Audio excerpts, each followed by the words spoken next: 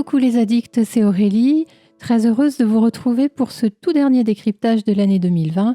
Et donc, je vais m'intéresser à l'épisode 8 de la saison 3. Nous allons en parler juste après. J'ai quelques petites infos à vous faire passer. Tout d'abord, vous pouvez retrouver sur mon site internet tout un article qui est consacré à l'épisode avec notamment des explications sur certains des effets spéciaux qui ont été utilisés dans l'épisode avec des mini-vidéos qui avaient été publiées par Stars à l'époque. Donc, n'hésitez pas à aller jeter un coup d'œil et puis en même temps, profitez-en pour vous balader sur le site. Vous verrez, j'ai réorganisé complètement la navigation sur le site avec des rubriques. Enfin, j'ai tout refondu. Rien ne change dans le contenu du site, mais c'est peut-être plus facile de vous y retrouver. N'hésitez pas d'ailleurs à me dire si ça vous plaît ou s'il y a encore des choses qu'il faudrait que j'améliore. Vous retrouverez sur Facebook d'ici quelques jours, quelques heures, je ne sais pas trop, l'interview des producteurs en rapport avec l'épisode. Ils vous expliqueront notamment le choix du titre, mais je vais en parler également. Et bien sans plus attendre, allez, on passe au décryptage de l'épisode 8.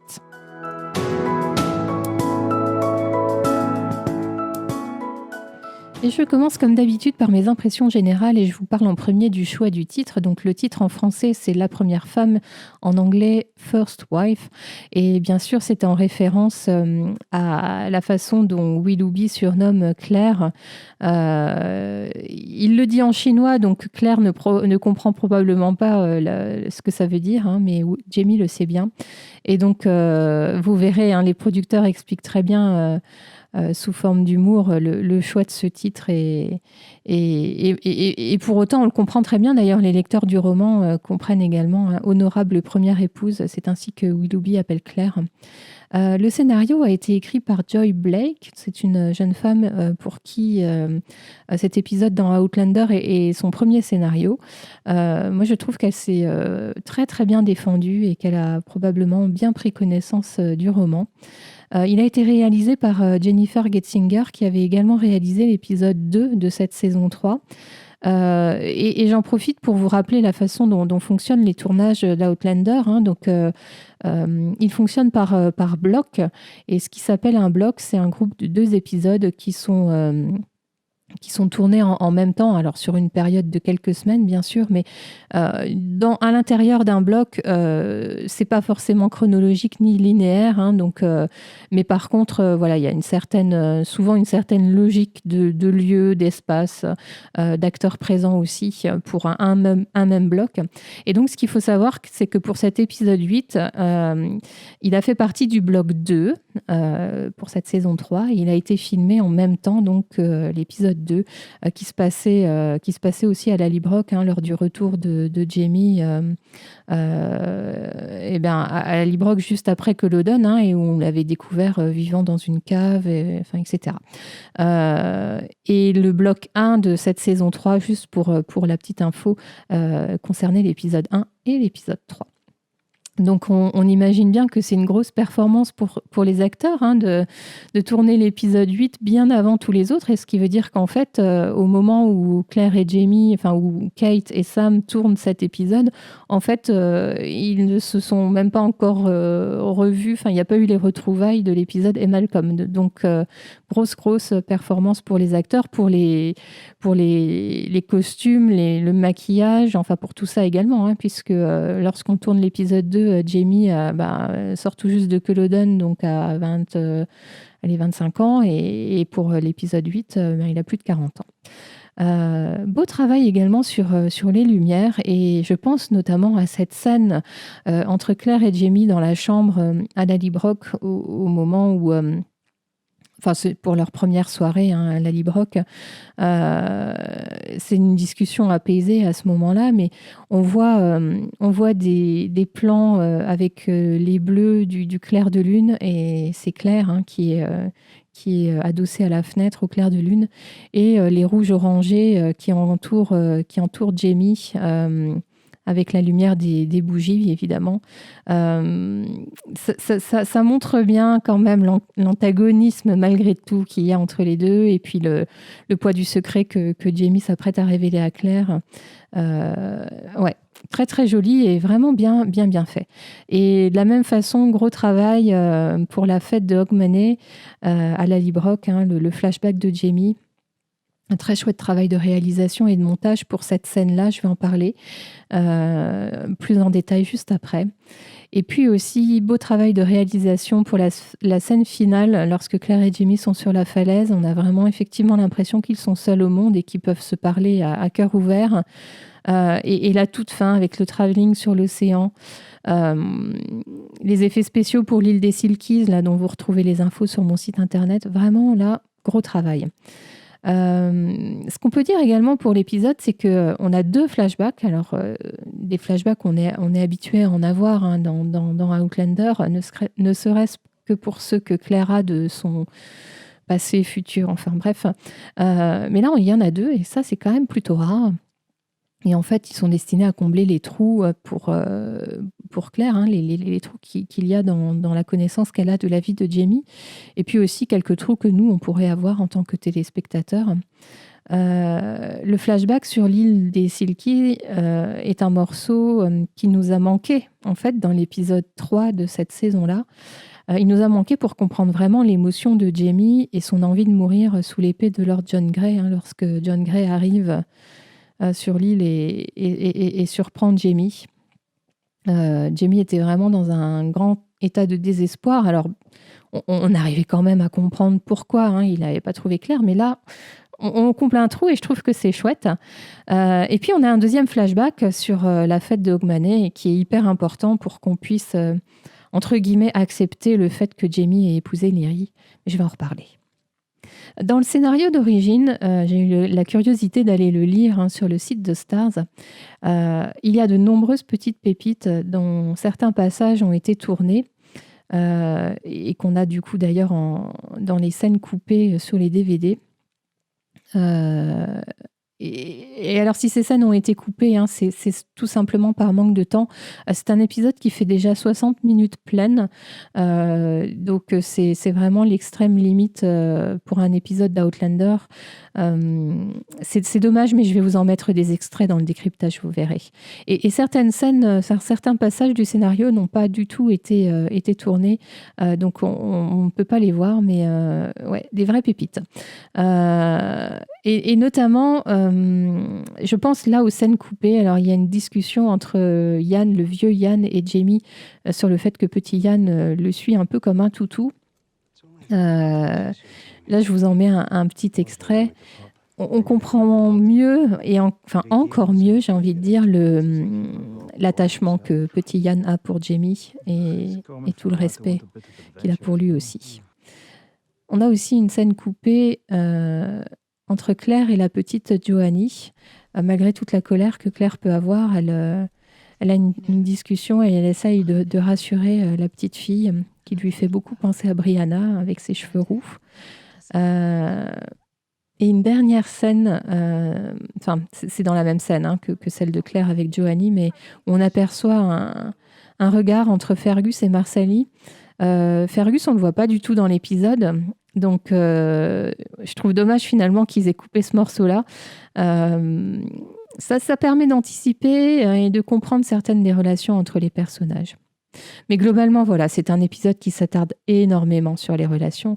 Et ça en fait un merveilleux épisode que moi, j'ai vraiment, vraiment beaucoup aimé. Alors, il aurait dû s'appeler Home Sweet Home, hein, comme le disent les producteurs dans la vidéo que je mettrai sur Facebook. C'est vrai que Claire, Jamie sont de retour à Lallybroch. On y retrouve Jenny et toute sa tribu. Hein, elle est maintenant plusieurs fois grand-mère, en plus d'être mère plusieurs fois. Pour autant, Home Sweet Home, ça collait vraiment pas. Hein, ça aurait été un peu décalé comme titre, je pense. Il y a aussi beaucoup de passages dans cet épisode qui ont été empruntés au roman. Beaucoup de dialogues, notamment. Mais il y a aussi beaucoup d'éléments qui ont été modifiés. Et j'en relève 2 qui sont majeurs pour moi, parce qu'il y a tout de même quelque chose qui me dérange un peu. C'est que Jamie semble ne jamais devoir subir les conséquences de ses actes. Et notamment, là, on voit que Jamie et Yann que Jenny, pardon, et Ian, son mari, en veulent beaucoup à Jamie de leur avoir caché que petit Ian était avec lui à Édimbourg. Et donc, on voit le vieux Ian, hein, qui retire sa ceinture et qui l'attend à Jamie pour lui signifier qu'il doit punir Ian en le fouettant avec la ceinture. Dans le roman, ça se passe réellement, hein. Jamie finit par battre Ian avec la ceinture, mais ensuite il la lui tend pour que Ian, à son tour, fouette Jamie, puisque bien sûr, Jamie se sent tout à fait responsable de ce qui s'est passé. Il n'y a pas de raison que petit Ian endosse seul la responsabilité. Et deuxième séquence complètement occultée là dans l'épisode. Dans le roman, Claire quitte la Librock, hein, fait ses bagages et elle s'en va, en ayant vraiment l'intention de partir, de retourner aux pierres. Alors certes, elle est rattrapée par Ian, mais voyez, du coup, là, le mensonge, ou plutôt la découverte des mensonges de Jamie avait une vraie conséquence pour lui, puisque Claire avait décidé de partir. Et puis, d'ailleurs, dans le roman, de la même façon, Lyrie, lorsqu'elle vient avec le pistolet, c'est clairement pour tirer sur Jamie, ce qui n'est pas le cas là dans l'épisode, puisqu'elle vise Claire, hein, en fait. Et donc voilà, c'est des changements. J'y prête pas énormément d'importance. Moi, je fais bien la séparation entre série et roman. Mais voilà, je voulais le mentionner parce que, comme je le disais, ça me dérange un peu que Jamie s'en sorte finalement sans avoir à subir de lourdes conséquences. Et pour finir, je dirais que c'est un épisode qui nous rappelle que les meilleures relations sont celles pour lesquelles il vaut la peine de se battre. J'ai ressenti beaucoup d'amour dans l'épisode, même si on grince parfois des dents, mais il y a beaucoup d'amour, que ce soit entre Claire et Jamie, entre Jenny et Jamie, Jenny et Ian, grand Ian, vieux Ian, petit Ian, Jenny et Claire aussi. Bref, beaucoup d'amour, un peu perturbé, certes. Alors, j'ai eu beaucoup de mal à choisir ce que j'ai préféré ou la scène que j'ai préférée dans l'épisode. Il y en a vraiment beaucoup. En fait, c'est truffé de petites scènes géniales. Mais j'ai choisi de retenir la scène du flashback de Jamie pour la fête de Hogmanay. Pour moi, c'est la scène la plus importante de l'épisode. Je l'ai dit en introduction. Elle est d'ailleurs un petit peu reliée au flashback qu'il raconte à ce qu'il raconte à Claire sur son passage sur l'île des Silky. Car après que Claire ait pu soigner Jamie, elle demande donc des explications à Jamie sur son mariage avec Lyrie. Il y a une espèce de colère froide qui habite Claire. Mais Jamie raconte dans quel état il était lorsqu'il est revenu de Hellewater. Et le flashback sur la scène sur l'île des Silky nous rappelle à quel point Jamie a souffert. On se rappelle les 6-7 années qu'il a passées dans la grotte, tout près de la Librock. Voilà, il nous parle aussi de son passage à la prison d'Armsmuir. Ensuite, il y est allé à Hellewater pendant 6 ou 7 ans également. Il a eu froid, il a eu faim, il a été pourchassé. Et la vie n'a pas été facile pour Jamie. Et voilà. Et le fait qu'il nous raconte Hogmanay, on se place dans sa tête et on s'imagine les 17 dernières années qu'il vient de passer, dans quel état de souffrance il était. Et donc, Jamie, lors de cette fête à la Librock, est charmé par les deux filles avant même de savoir qui est leur mère. Il le dit, il ressent le besoin d'être père, d'être chef de famille. N'oublions pas que là, il vient de revenir de Hellewater, donc ça veut dire qu'il vient de voir partir Willy, en fait, il vient de perdre Willy quelque part. Et il a la volonté de combler un vide. Déjà ce vide-là de Willy, et puis aussi, bien sûr, le manque de Claire et de l'enfant qu'elle portait.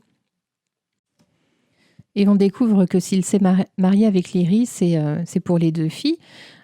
Qui l'ont charmé vraiment, mais c'est aussi beaucoup pour lui.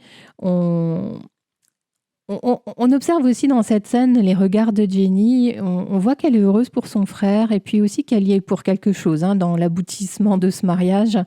On découvre Jamie qui sourit. Alors si on se replace dans le contexte des tout premiers épisodes de la saison, et je l'avais d'ailleurs mentionné, c'est qu'on ne le voit pas beaucoup sourire.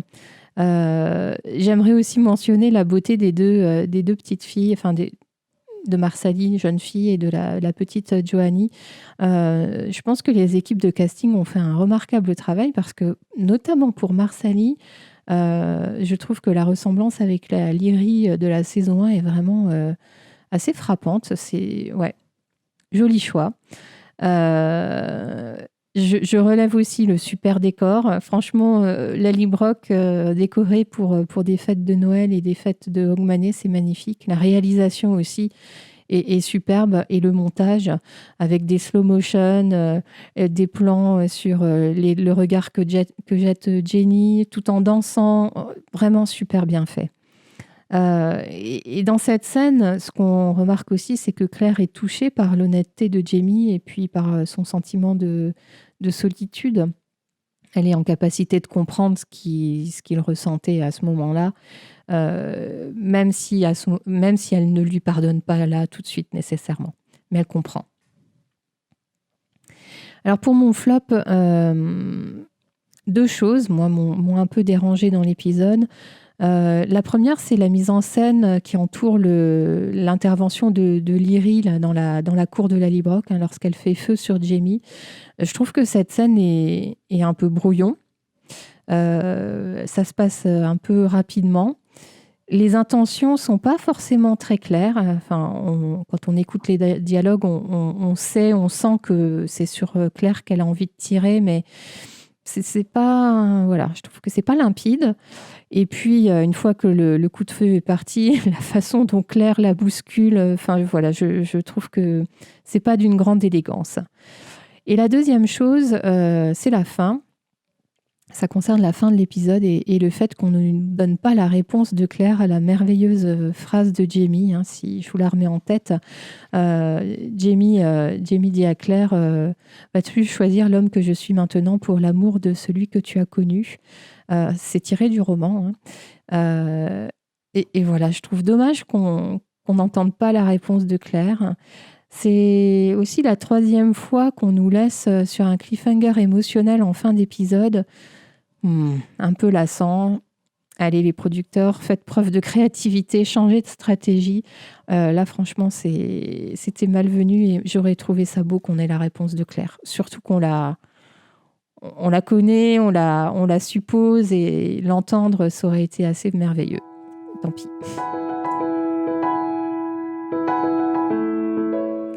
Alors, dans mes zooms, je vais m'attarder essentiellement sur des personnages et les relations qu'ils entretiennent avec les autres. Et j'ai envie de parler tout de suite du cas Lyrie. Comme ça, on n'en parle plus, parce que je sais que ce personnage en agace beaucoup d'entre vous, et je dirais même d'entre nous. Alors, pour dire en premier que les choix scénaristiques passés ont nécessité quelques adaptations pour en arriver à cet épisode-là, de celui dont je vous parle aujourd'hui. Parce qu'il fallait quand même que nous, téléspectateurs, on arrive à accepter ce qu'a fait Jamie. Franchement, se marier avec Lyrie, c'est lourd. Et enfin, que nous, on l'accepte, téléspectateurs, mais que Claire l'accepte aussi. Je ne suis pas sûre que ce soit le cas. Et donc, je rembobine un petit peu et je reviens à la saison 1. Donc, Lyrie est bien sûr éprise de Jamie et porte de grands espoirs. Et en fait, ce qui fait mouche, c'est que c'est à cause d'elle que Claire se fait arrêter et qu'il y a ce fameux procès des sorcières. Et Lyrie est témoin à ce procès. Donc, bien sûr, elle enfonce Claire. Si vous avez envie, vous pouvez réécouter mon décryptage qui concerne l'épisode-là. C'est l'épisode 11 de la saison 1. Et entre parenthèses, Lyrie n'est pas témoin au procès de Claire dans le roman.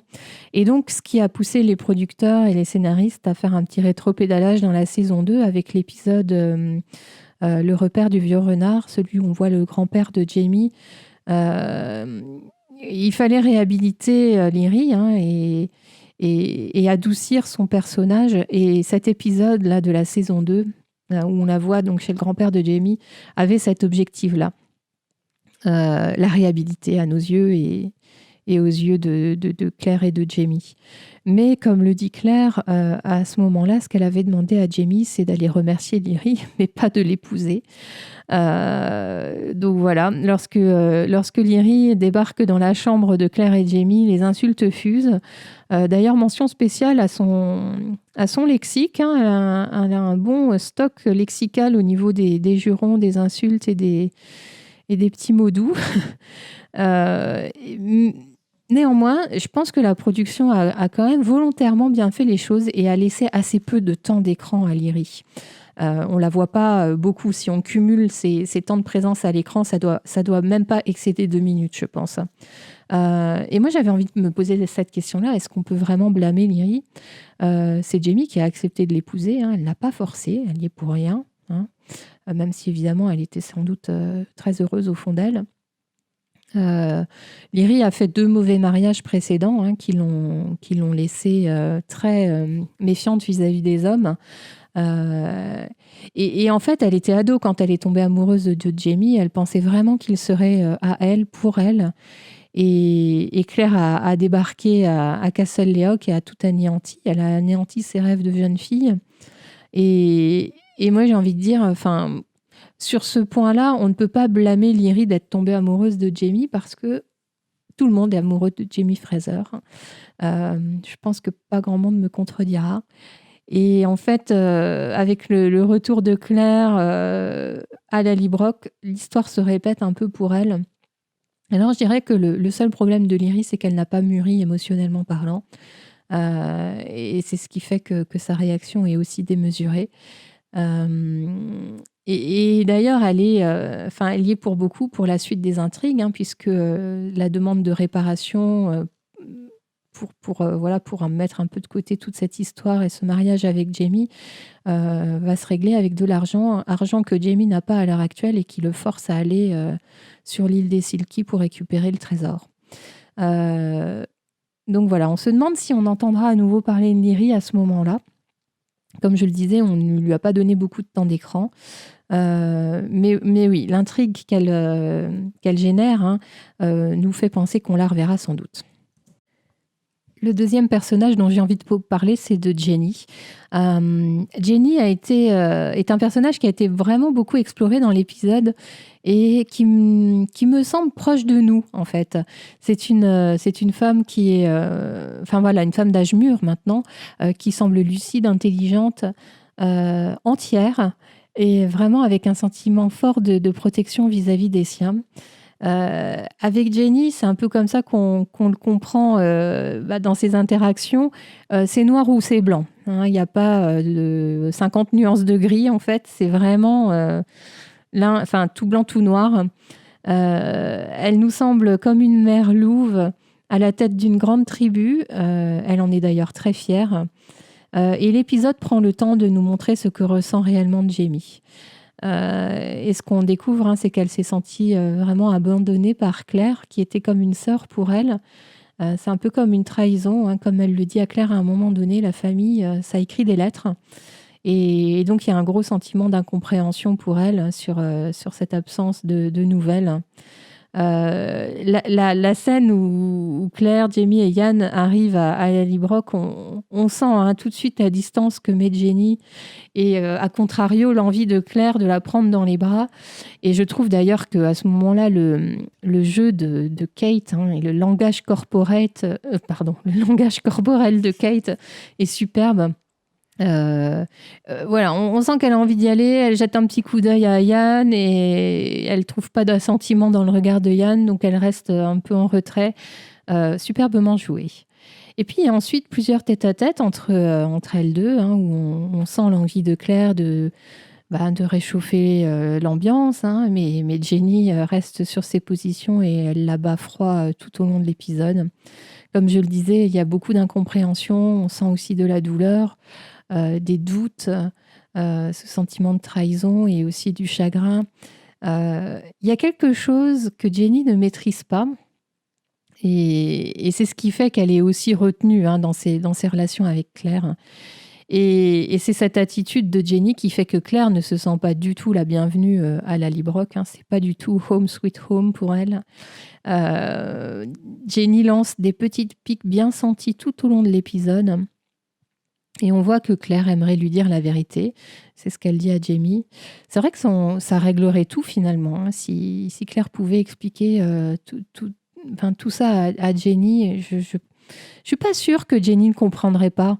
Jamie dit que Jenny n'étant jamais sortie du périmètre de la Librock, n'ayant pas vu le monde, serait bien incapable de comprendre toute cette histoire de voyage dans le temps.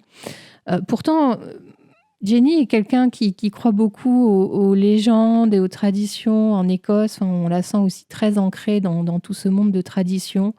D'ailleurs, elle a cette espèce de deuxième œil dans ce qu'elle raconte à Claire, la vision qu'elle a eue lors du mariage de Lyrie et Jamie.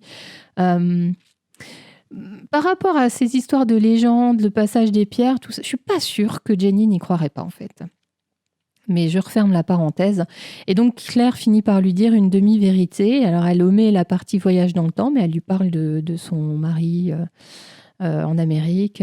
Et ça m'a fait un peu sourire, cette utilisation d'une demi-vérité. Elle l'a déjà utilisée plusieurs fois, mais si vous vous souvenez, dans la saison 1, on a un flashback de Claire autour d'une table dans un bar où il y a Franck qui explique que en tant qu'espion, il faut toujours aller au plus loin, dire le maximum de vérité qu'on peut pour avoir l'air crédible. Et Claire s'est souvent servie de ce conseil-là. Et encore une fois avec Jenny. La scène, leur dernière confrontation, Claire et Jenny sont sur l'escalier dans la cour de la Librock.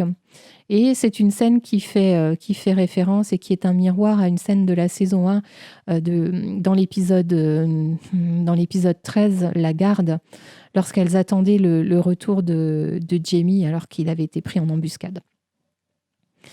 Je vous parle maintenant des relations qu'ont Jenny et Jamie. Jenny est une sœur protectrice, je l'ai surnommée une mère louve, mais avec Jamie, c'est un peu ça aussi. Elle veut son bonheur à tout prix. On le sait, je l'ai déjà dit, mais Jenny aime profondément Jamie. Et ça n'empêche pas qu'il y ait aussi beaucoup de conflits entre ce frère et cette sœur. Et j'aime beaucoup quand elle lui dit « La Claire que je connais n'aurait jamais cessé de te chercher ». Et ça, c'est toute la lucidité de Jenny. Et c'est ce qui montre vraiment sa grande incompréhension de toute cette histoire. Et cela dit, elle peut entendre ce que dit Jamie et se ranger à son avis. C'est-à-dire que c'est une forte tête, Jenny, mais elle arrive quand même à s'adoucir et à prendre en compte ce que lui disent les hommes qui comptent pour elle, et notamment Jamie, son frère, et Ian, son mari. Et elle a mille raisons d'en vouloir à Jamie, avec l'histoire de petit Ian qui est parti avec lui et Jamie qui n'a rien dit. Pourtant, voilà, ça n'empêche pas beaucoup d'amour entre eux deux, entre Jamie et Jenny. On a aussi un aperçu dans l'épisode de sa relation avec Ian, son mari. Alors, elle est courte, la scène, mais on voit bien, Jenny, c'est le feu. Dans ce couple-là, c'est le feu. Et Ian fait figure de sage, de pragmatique. C'est un joli petit coup de focus sur leur relation. Et même si Ian semble plus en retrait, il est quand même en capacité de tenir tête à Jamie. On sent qu'il est capable de la faire redescendre en pression et que Jenny est en capacité de l'écouter. C'est ce que je disais juste avant. Voilà pour Jenny.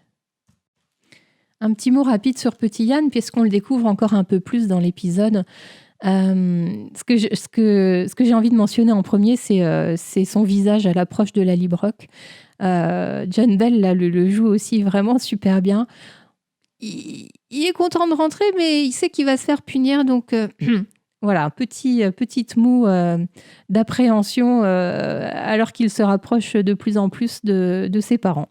C'est un jeune homme, Ian, qui est très fier des aventures qu'il a vécues à Édimbourg, la façon dont il raconte comment il a gagné de l'argent en vendant de l'alcool, comment il a observé Claire tuer un homme. Enfin, c'est pas un jeune homme qui est fait pour les travaux de la ferme. Et d'ailleurs, on le compare en cela à Jamie, à qui il ressemble beaucoup sur ce point de vue-là. Et, et, et justement, alors la punition créative de Jamie, j'en parlais tout à l'heure, donc Jamie ne l'a pas battu avec la ceinture, mais il a obligé à voilà, manipuler le fumier pour créer, en fait, c'est des choses qui seront amenées à brûler dans l'âtre de la cheminée. Cette punition créative l'embête vraiment beaucoup. C'est tordant l'interaction qu'il a avec sa sœur Janet. Et d'ailleurs, je parle de punition créative. Là, on sent toute l'influence de Claire sur Jamie. Il existe d'autres manières de punir quelqu'un que les coups. Et Jamie a bien retenu ça de Claire. Et on voit donc au cours de cet épisode encore un peu plus la façon que Yann a d'idéaliser Jamie, son oncle. Il le voit comme son héros, il est prêt à le suivre partout. Il a des envies d'aventure et il admire tellement Jamie que du coup Claire, ça fait partie du package. Il y a un beau début de relation entre Claire et Yann. C'est très prometteur. C'est le seul à l'appeler tante Claire, donc preuve de l'affection qu'il a pour elle. Il est le seul de la famille Murray à l'accueillir, à l'accepter. On sent qu'il a une espèce de curiosité et un penchant naturel vers elle. Et en cela, je dirais que Yann a hérité du bon cœur de son père. À la fin de l'épisode, Jenny consent à lui offrir sa liberté, celle qu'il semblait vouloir prendre tout seul, en fait. Et elle lui offre sa liberté contre une promesse qu'on veille bien sur lui. Alors bon, on grince un peu des dents parce quelques minutes après, je ne pense même pas 5 minutes après, on voit Yann qui se fait kidnapper. Mais donc voilà, c'est lui qui va être au cœur des futures aventures de Claire et Jamie dans les épisodes de la fin de la saison 3. Bien sûr, je vais parler de Claire et Jamie. Et je vais commencer par Jamie en questionnant un peu ce sujet des mensonges de Jamie. J'en parlais déjà dans les décryptages des épisodes précédents. Jamie a manié l'art du mensonge ou des demi-vérités ou des secrets ces derniers épisodes. Et dans celui-ci, on trouve une conclusion à ces mensonges, y compris à ces mensonges par omission. D'ailleurs, on voit une grande nervosité de Jamie et dans le jeu de Sam Yuan, c'est fantastique. D'ailleurs, ça c'est repris des mots de Diana Gabaldon dans les romans. En fait, quand Jamie est très nerveux, il joue avec ses doigts, il tape ses doigts l'un contre l'autre, sa main blessée notamment. Il les tape contre l'autre main ou contre son corps. Et là, Sam Yuan le joue beaucoup dans l'épisode. Si vous le regardez à nouveau, faites attention, vous verrez, ça vous échappera pas. Depuis le retour de Claire, on sait et on sent que Jamie attend le bon moment pour révéler son secret. Il voulait être seul pour le faire et ça, il le verbalise à Yann, au vieux Yann, dans une des scènes coupées dont je vous mets l'extrait là tout de suite. Alors malheureusement, dans ses bonnes intentions de révélation de secret, il est interrompu juste au moment où il allait le faire par l'arrivée des filles et de Lyrie. Ce gros mensonge a été complètement télécommandé par sa grande peur que Claire reparte aussi vite qu'elle était arrivée. Finalement, c'est assez humain. Je ne suis pas sûre qu'on puisse vraiment lui reprocher ça. Et ce que je trouve chouette, là, c'est que Claire lui rappelle à juste titre son serment d'honnêteté.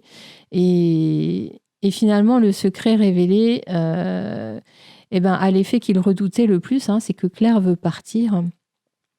Donc, il s'en excuse vraiment platement dans la cour de Lallybroch.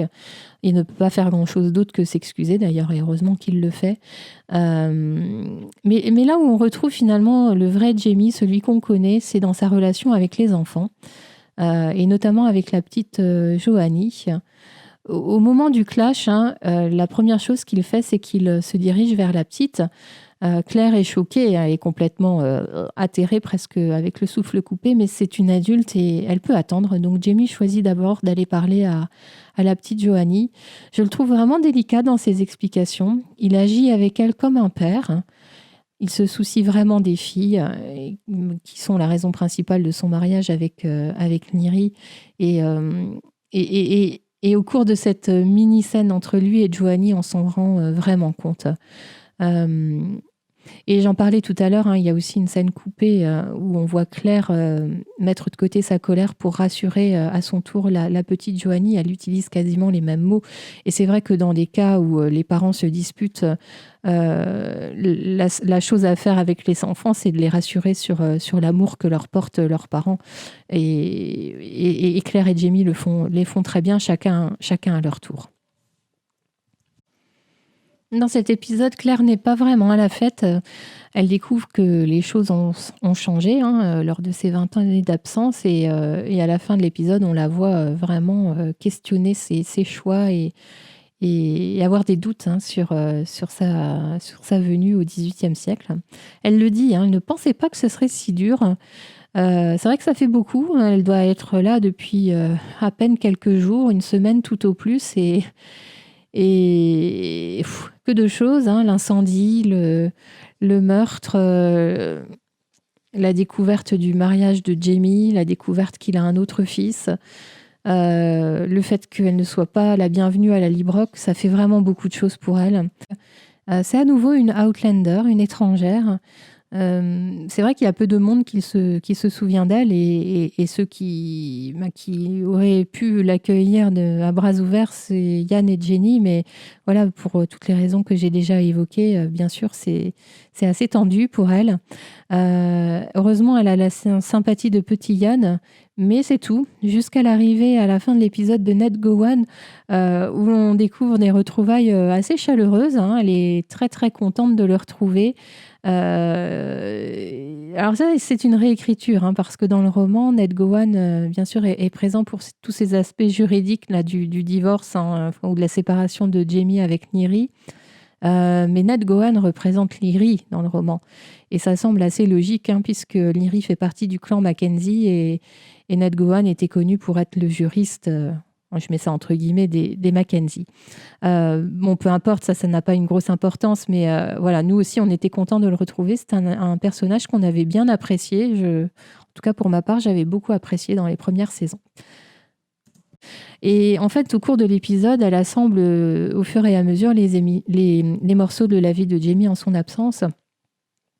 Et donc, le flashback sur les Silky permet de constater à quel point elle a manqué à Jamie. Et permet aussi d'avoir une petite capsule sur la façon dont Jamie a vécu sa présence à Armsmuir et avec les hommes qui étaient autour de lui à ce moment-là. Sur ce flashback, ce que j'ai bien aimé, c'est la façon dont Jamie appelle de manière désespérée Claire. Ça m'a fait penser à Frank devant les pierres dans la saison 1. Ça doit être dans l'épisode D'un monde à l'autre, l'épisode 8. Il y a un petit parallèle là, entre ces deux hommes qui sont désespérés de retrouver la femme qu'ils aiment. Donc je disais, dans les morceaux qu'elle assemble, bien sûr, il y a le mariage, la découverte du mariage avec Lyri. Sa réaction est vraiment... là, c'est physique, en fait. Elle a vraiment le souffle coupé. Là, c'est comme si on lui avait arraché ses poumons. La survenue des filles et puis de Lyri, les filles qui appellent Jamie papa, c'est vraiment trop pour elle et on peut le comprendre. Et surtout, ce qu'elle découvre, c'est le fait que Jamie lui a menti.